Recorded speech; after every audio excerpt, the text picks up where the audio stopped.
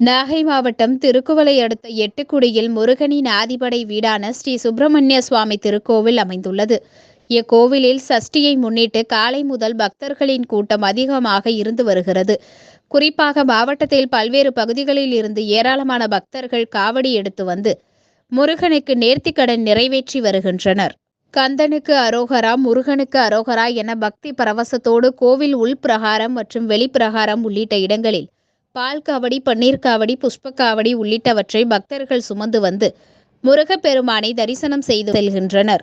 இதன் ஒரு பகுதியாக மும்பை கே. கணேசன் குடும்பத்தினர் சுமார் 50க்கும் மேற்பட்டோர் காவடி எடுத்து வந்து முருகன் புகழ் பாடி தங்களது நேர்த்திக் கடனை நிறைவேற்றினர்.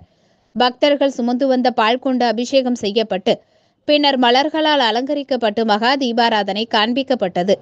இதில் நாகை, மயிலாடுதுறை, காரைக்கால் உள்ளிட்ட பல்வேறு மாவட்டங்களைச் சேர்ந்த பக்தர்கள் பங்கேற்றனர்.